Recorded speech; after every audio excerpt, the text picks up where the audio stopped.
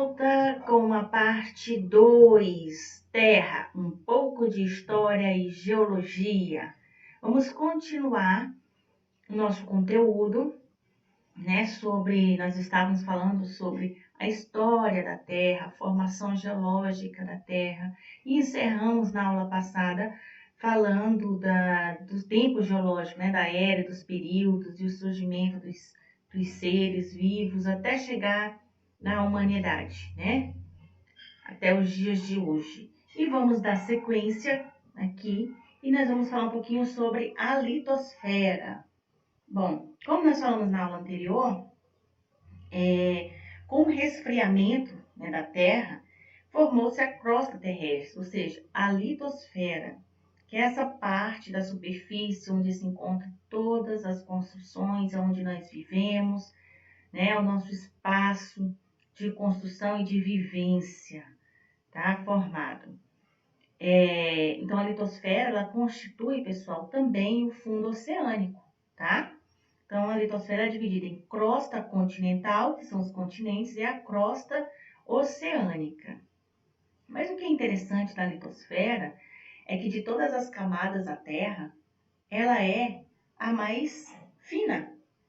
De todas as camadas que constituem a Terra, do núcleo, né, até a litosfera, ela é a mais fina.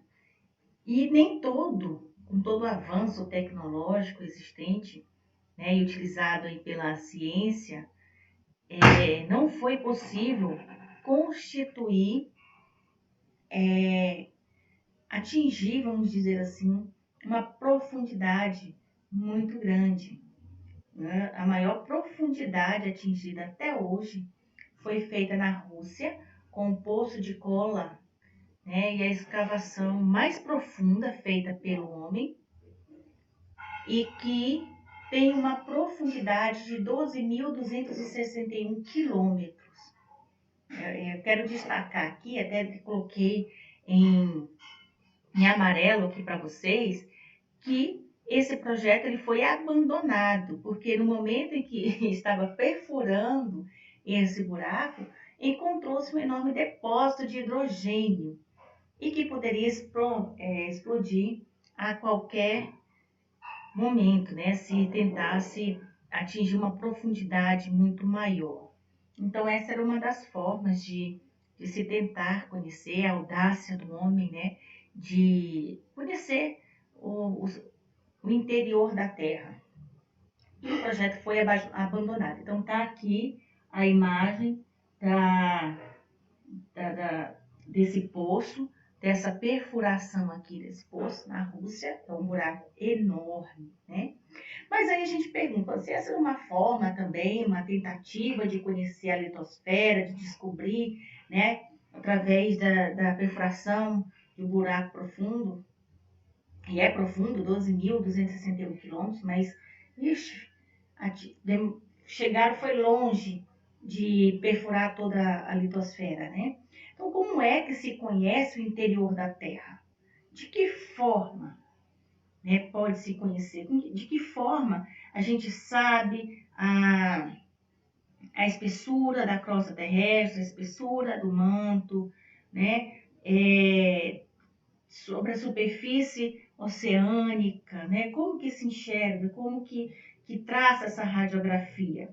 Através de estudos indiretos, né? Então, além da perfuração de poços, que vai estudar também a questão geológica, a observação direta de vulcões, de terremotos, né? E de próprios equipamentos tecnológicos, tem esse traçado, né?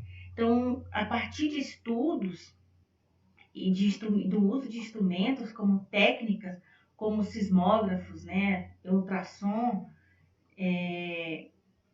os cientistas conseguiram traçar um esquema da representação da estrutura interna da Terra. Então, hoje, nós temos, justamente por conta dessa tecnologia, por conta desses instrumentos criados cada vez mais modernos, nós conseguimos compreender. Eu falo que é um estudo assim, também não está acabado, né? É uma caixinha de surpresa. O que se sabe sobre a Terra ainda é muito pouco, diante do conhecimento que ela pode oferecer. Mas ela traz essas informações aqui para nós. Então, a Terra é constituída de atmosfera, a crosta terrestre, que é a litosfera, a superfície, que tem a crosta continental e a crosta oceânica, afinal de contas, essa água está sobre uma superfície. Tem o manto superior, o manto inferior e o núcleo externo e interno da Terra, tá? Como eu falei, a crosta, né, que faz parte da crosta, ela se divide em oceânica e a continental. E segundo os estudos, o diâmetro da Terra é de 12.742 quilômetros. Então, de um lado ao outro, de um extremo ao outro, né? E aqui também, rapidinho, só para demonstrar para vocês, né, que a crosta, ela é uma das camadas mais finas e existe as partes de transição entre uma parte terrestre e outra, né? Então, existe uma zona de transição entre a crosta e o manto, uma zona de transição entre o manto e o núcleo externo e assim por diante, beleza? Então, lá na página 122, nós vamos falar sobre continente ou continentes.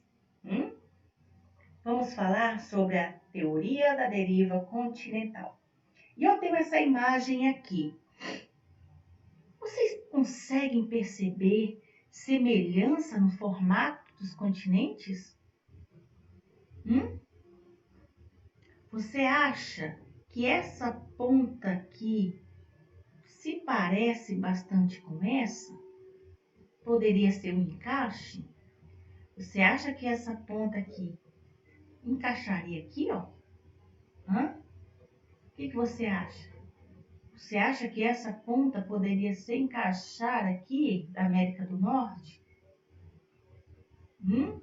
Vocês conseguem perceber semelhança? Quero ouvir a resposta de vocês na aula online, viu? Bom, por que eu fiz essa pergunta para vocês? Tá? Vocês podem observar aqui na imagem, né, que, segundo Wegener, ele publicou uma teoria em 1915 no livro A Origem dos Continentes e Oceanos.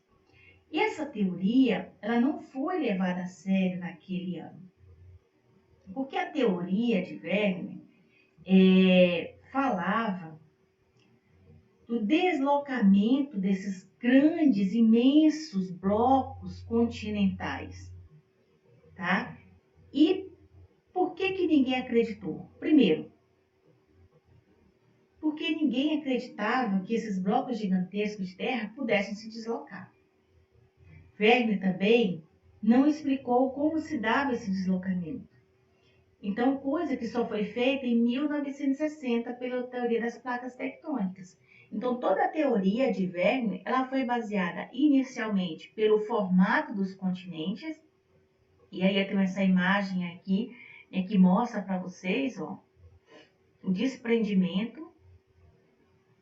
Mais uma vez, isso só era possível ao longo de milhões de anos, tá? Então, e também porque foram encontrados fósseis, por exemplo, aqui no Brasil, de animais africanos. Então, supõe-se que os animais transitavam de um lugar para o outro, né? Porque eles eram unificados e que, à medida em que houve essa separação, os animais ficaram divididos. Então, fósseis na África que foram encontrados aqui no Brasil também, tá certo? De animais específicos. Então, foi baseada no formato desses continentes e baseados em fósseis. Mas, como o nome disse, era uma teoria.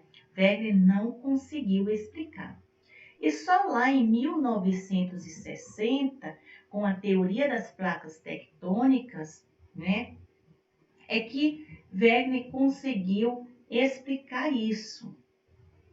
Wegener dizia que os continentes se deslocavam e então era porque a crosta terrestre era formada por várias partes e não por uma única porção, como se acreditava, que a Terra não era a crosta terrestre, a litosfera, ela não era única, uma única placa solidificada, né? Mas elas eram várias partes, como se fossem quebra-cabeça, e é o fato dessas placas se movimentarem que fazia com que os continentes se afastassem.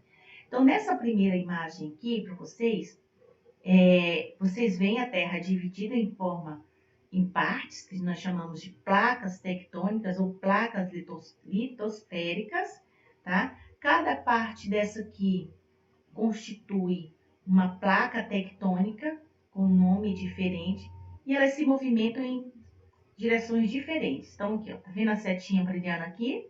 Duas setinhas, então significa que uma placa vai em direção à outra. Tá vendo? Todas essas placas aqui.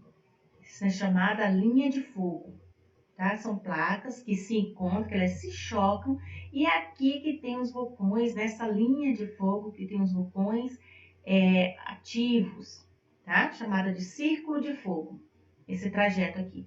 Mas as placas tectônicas, elas não têm só esse movimento de se chocarem. As placas, elas deslizam uma pela outra, elas se chocam, como eu falei para vocês, mas elas também se afastam. E para cada tipo de movimento, ela forma um relevo diferente. Se você observar aqui, ó, a placa de Nazca e a placa sul-americana,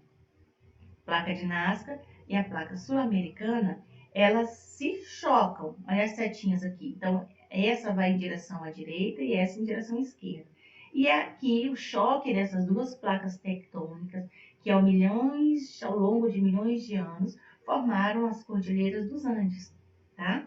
É esse movimento dessas placas tectônicas que também causam terremotos. Quando nós falamos desse movimento, é um movimento mínimo, muito pequeno, tá? Muito pequeno mesmo. E mais de uma força imensurável. É uma força muito grande que gera, tá? E aí causa os terremotos, torna os vulcões ativos, enfim, todo esse lance. E vem, inclusive, eu quero ressaltar para vocês que aqui no Brasil tem terremotos, sim, tá? Só que numa intensidade muito menor, nunca houve prejuízos registrados, nunca houve morte registrada, mas existe, só que numa escala pequena, a escala Richter que é registrada, ela é baixa, mas as pessoas já conseguiram sentir os prédios tremendo, o chão, alguma coisa assim, mas sem prejuízos. Tudo bem. Bom, então se a superfície terrestre, ela era dividida em placas que se movimentavam, que força era essa? Como que elas se movimentavam? Aí vem para a segunda parte da teoria questionada, né? Do questionamento que fez com que a teoria de Wegener não fosse bem aceita. Bom, o que movimenta então essas gigantescas placas tectônicas? Então, nessa outra imagem, você tem aqui o que seria a movimentação do magma, tá? Ela tem aqui ó, uma direção, as forças, né? Para a esquerda e para a direita. Não para cá, para a esquerda, são movimentos circulares. Toda a superfície em movimento circular. Todo o magma, superfície não, desculpa, o magma, tá? As rochas derretidas em movimentos circulares para a direita e para a esquerda. Isso faz com que a superfície terrestre se movimente em direções diferentes. Então, aqui eu tenho claramente o movimento de que esta força empurra a superfície para a direita e esta força empurra para a esquerda. Então, é claro que aqui esse movimento seria um movimento divergente, um movimento de afastamento das placas tectônicas, tá? Aqui a imagem não mostra, mas se tivesse outra força aqui, ó, ela seria para a esquerda, onde a setinha está girando. Então, automaticamente a superfície se chocaria, né? Trazendo um movimento convergente. Então, são esse movimento dos magmas, é que movimentam essas gigantescas placas tectônicas. Nossa, gente, agora que estava ficando bom, eu quero falar mais sobre esse movimento das placas tectônicas, se aprofundar, mas por hoje é só, porque hoje nós terminamos a segunda parte do conteúdo, tá? E vocês têm aí, ó, tá vendo? A menininha gritando, atenção, tem atividade da página 126 e 127 para vocês fazerem, tá certo? Atividade de fixação, quero lembrá-los, é importante vocês fazerem atividade, extremamente importante, beleza? Então, fiquem com Deus e até a nossa próxima aula. Beijos!